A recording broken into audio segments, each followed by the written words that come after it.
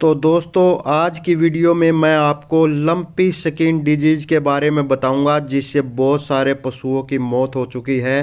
पिछले दिनों हजारों की संख्या में गायें इस बीमारी की चपेट में आई, उनकी मृत्यु हो गई और कुछ बहुत सारी जो है वो बेकार हो गई। तो ये बीमारी के लक्षण क्या है, इसकी पहचान क्या है, इसका कारण क्या है, रोकथाम क्या है और इसका पक्का इलाज क्या है, वो सब कंप्लीट जानकारी आज आपको इस वीडियो में दूंगा। अगर आपके पशुओं में कोई और दिक्कत है, कोई और समस्या है या बीमारी है तो उसके बारे में इस वीडियो के कमेंट बॉक्स में लिखकर हमें बताइए। मैं उसके ऊपर पूरी वीडियो बनाऊंगा, उसकी पूरी जानकारी दूंगा, उसका पूरा पक्का इलाज बताऊंगा। और इस वीडियो को अपने दूसरे पशुपालक भाइयों को शेयर जरूर कर दीजिए ताकि वो भी वीडियो से जानकारी लेकर अपने पशुपालन में फ़ायदा उठा सके। और वीडियो शुरू करने से पहले हमारे चैनल को सब्सक्राइब कर लीजिए, बाजू में जो घंटी का बटन है उसको भी दबाकर ऑल पर सेट कर लीजिए और इस वीडियो को भी लाइक कर दीजिए। तो दोस्तों सबसे पहले तो ये जो लंपी स्किन डिजीज है इसके लक्षण क्या है, इसकी पहचान आप कैसे करोगे। तो सबसे पहले तो मैं आपको ये बता दूं कि ये जो लंपी स्किन डिजीज है वैसे तो किसी भी पशु में हो सकती है, लेकिन ये ज़्यादातर गायों में होती है। तो इसकी पहचान की बात करें तो पशु के शरीर पर बड़ी बड़ी गांठें हो जाती है जिनका डायामीटर 2.5 इंच से 5 इंच तक का होता है। साथ ही पशु में बुखार भी होता है, लार भी आती है, पशु लंगड़ा कर भी चलने लगता है, पशु की आंखों से पानी आने लगता है, पशु खाना पीना कम कर देता है, पशु की जो दूध देने की क्षमता है वो कम हो जाती है, पशु कमज़ोर हो जाता है, कमज़ोर होकर बैठ जाता है और एक दिन उसकी मौत हो जाती है।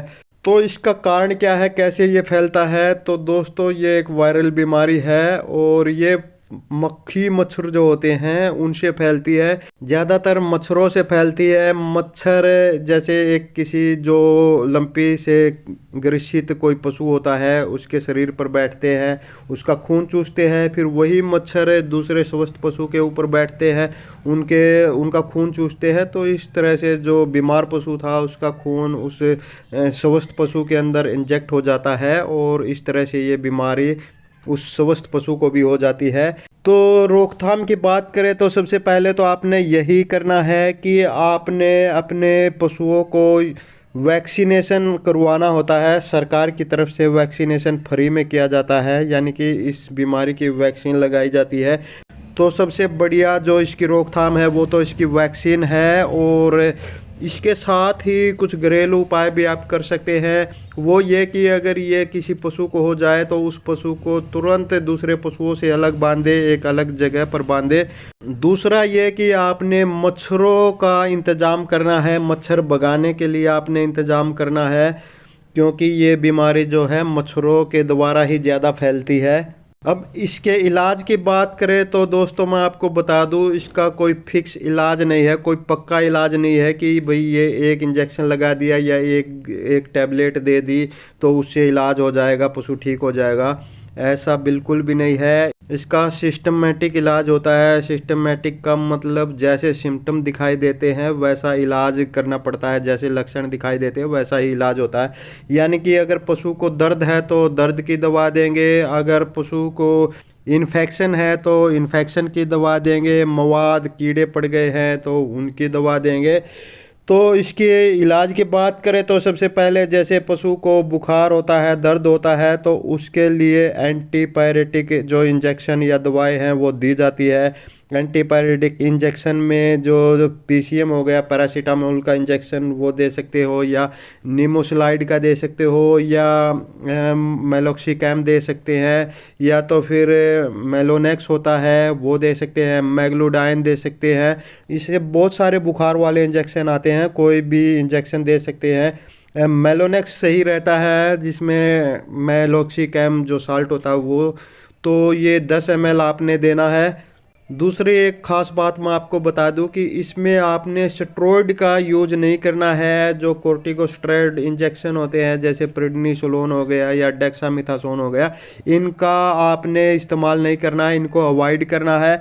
अच्छा, दूसरा लक्षण इसमें क्या आता है, इसमें एलर्जी हो जाती है पशु के शरीर पर, तो उसके लिए आपने सीपीएम इंजेक्शन देना है, या तो एविल भी दे सकते हैं, 15 ml इंट्रामस्कुलर रूप से आप दे सकते हैं। तीसरा इसमें इन्फेक्शन होता है, तो इन्फेक्शन को रोकने के लिए जो इसका बेस्ट जो इंजेक्शन होता है, बेस्ट जो ड्रग होती है, दवा होती है, वो है एम्पिसिलिन। एम्पिसिलिन का जो बेस्ट इंजेक्शन होता है वो है DCR स्ट्रेप्टोपेनिसिलिन। तो ये आपने देना कितना है, 5 से 6 मिलीग्राम पर केजी बॉडी वेट के हिसाब से ये आपने देना है। या तो इसकी जगह पर इंटासेप्ट जो इंजेक्शन आता है वो भी आप दे सकते हैं, उसका भी काफ़ी अच्छा रिजल्ट आता है। अच्छा, अब अगला इलाज आपने क्या करना है, तो इसमें जो आपने गांठें देखी है, पशु के शरीर पर जो गांठें हो जाती है उनमें मवाद हो जाता, पस हो जाता है। तो उसके लिए आपने क्या करना है, उसके लिए आपने पोटेशियम परमैंगनेट के नाम से एक दवा आती है जिसको आम भाषा में लाल दवाई भी बोला जाता है। तो उसके साथ आपने जैसे एक बाल्टी में आपने पानी लेकर उसमें थोड़ी सी वो लाल दवाई डाल ली, पोटेशियम परमैंगनेट, और उससे आप उसमें आपने रुई डुबोकर या कपड़ा डुबोकर जो घाव हो गए हैं उनकी सफाई करनी है। उस पानी के साथ उनको धोना है तीनों टाइम, सुबह भी, शाम भी, दोपहर भी। ये 6 से 7 दिन आपने ऐसा करना है। अब अगला इलाज क्या करना है, जो ये घाव होते हैं ना, इनमें कीड़े पड़ जाते हैं, कीड़े पड़ जाते हैं तो उन कीड़ों को आपने मारना है। तो उसके लिए एक घरेलू आसान सा उपाय बता देता हूँ, और वो है तारपीन का तेल। तारपीन का तेल क्या होता है, जो हम घरों पर रोगन करते हैं, रंग करते हैं, उसमें जो तेल मिलाया जाता है ना, वो तारपीन का तेल होता है। तो वो तारपीन का तेल जो घाव में कीड़े हो गए हैं वहाँ पर डाल दीजिए, सारे कीड़े मर जाएंगे। तो अगला इलाज आपने फंगस का करना है, क्योंकि इसमें फंगस भी बन जाता है। तो इसके लिए एंटी फंगल जो आयुर्वेद में एक कैप्सूल आता है टीबर्ब, ये 2 कैप्सूल आपने सुबह देने हैं, 2 शाम को देने हैं, लगातार 7 दिन ये आपने देने होते हैं। अच्छा, इसमें एक जो सबसे बड़ी दिक्कत होती है वो ये कि पशु की जो इम्यूनिटी है, रोगों से लड़ने की जो क्षमता है वो कम हो जाती है। तो इसमें उस इम्यूनिटी को बढ़ाने की ज़रूरत होती है, उसको बूस्ट करने की ज़रूरत होती है। तो उसके लिए क्या करना है, उसके लिए आप लीवामाइसोल का इंजेक्शन दे सकते हो, या तो फिर आइवरमेक्टिन का इंजेक्शन दे सकते हो, और ये आपने सबकट रूट से ही देना है, 10 ml देना है। इसके अलावा आप पशु की इम्यूनिटी को बढ़ाने के लिए ऑटो इम्यून थेरेपी कर सकते हैं। ऑटो इम्यून थेरेपी कैसे की जाती है, आप पशु की नस से जो जुगुलर वेन है उसमें से 20 ml ब्लड लेंगे, और उसमें से आधा आप इंट्रामुस्कुलर रूप से एक साइड में लगा देंगे, आधा दूसरी साइड में लगा देंगे, 10 ml लेफ्ट में, 10 ml राइट में इंट्रामुस्कुलर रूप से। तो इससे भी पशु की काफ़ी इम्यूनिटी बढ़ जाती है। तो दोस्तों, ये इस तरीके से आप अपने गाय भैंसों में जो लंपी स्किन डिजीज़ है उसका इलाज कर सकते हैं, और अपनी जो गाय है स्पेशली उनको मरने से बचा सकते हैं। ये राजस्थान साइड में ज़्यादा होती है। तो दोस्तों, आगे आप पशुओं की कौन सी समस्या, कौन सी बीमारी पर वीडियो चाहते हैं उसके बारे में ज़्यादा से ज़्यादा कमेंट करें। जिस भी पशुओं की समस्या या बीमारी पर ज़्यादा से ज़्यादा कमेंट आएंगे उसी पर अगली वीडियो बना दूंगा, उसकी पूरी जानकारी दूंगा, उसका पूरा पक्का इलाज बताऊंगा। तो जाते जाते चैनल को सब्सक्राइब करते जाइए, बाजू में जो घंटी का बटन है उसको भी दबाकर ऑल पर सेट करते जाइए। तो दोस्तों, इस वीडियो में बस इतना ही। जल्दी मिलते हैं एक और नई वीडियो में एक और नई जानकारी के साथ। तब तक नमस्कार।